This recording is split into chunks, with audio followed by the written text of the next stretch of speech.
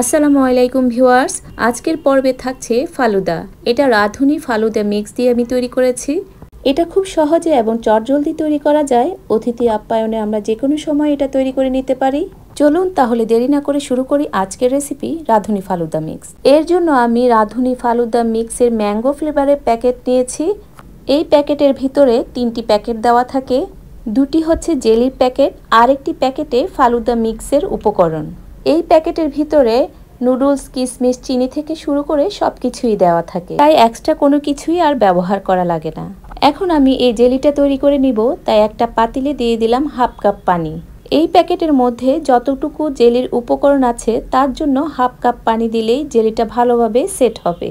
এখন এই হাঁড়িটাকে চুলায় বসিয়ে আগুন জ্বালিয়ে ভালো করে বলক উঠিয়ে নিব।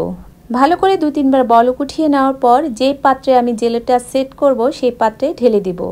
একই পরিমাণে আমি আরেকটা প্যাকেটে জেলিটাও তৈরি করে নিব এবং ঠান্ডা করে নর্মাল ফ্রিজে রেখে দিব।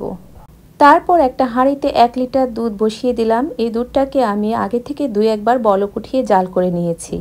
দুধটা যখন একটু ঠান্ডা হয়ে কুসুম গরম অবস্থায় আসবে, তখন আমি ফালুদা মিক্সের যে প্যাকেটের ভিতরে উপকরণগুলো আছে সেটা এই দুধের মধ্যে দিয়ে দিব। দেখুন, এই প্যাকেটের ভিতরে নুডলস, কিশমিশ, চিনি থেকে শুরু করে সবকিছুই দেওয়া থাকে। এখন আমি 4 চা চামচ সাবুদানা এই ফালুদা মিক্সের সাথে অ্যাড করব, তাহলে ফালুদা মিক্সটা খেতে আরও বেশি মজার হবে। তারপর সাবুদানা, নুডলস এগুলো সিদ্ধ হয়ে যাওয়া পর্যন্ত অপেক্ষা করব। যখন সিদ্ধ হয়ে যাবে এবং ফালুদাটাও ঘন হয়ে যাবে, তখন চুলাটা বন্ধ করে পরিবেশন করে নেব। উপর থেকে দিয়ে দিব কিউব করে কেটে নেওয়া আম, কলা, জেলি এবং বাদাম কুচি, আর দিয়ে দিব আইসক্রিম। ফ্রিজে রেখে ঠান্ডা ঠান্ডা পরিবেশন করুন। এখনই রাঁধুনি ফালুদা মিক্সের প্যাকেট কিনে বাসায় তৈরি করুন এবং ঠান্ডা ঠান্ডা পরিবেশন করুন। খুব সহজে এবং চটজলদি তৈরি করে যায় বলে রাঁধুনি ফালুদা মিক্স আমরা যে কোনো সময় তৈরি করে নিতে পারি। সবাইকে অসংখ্য ধন্যবাদ।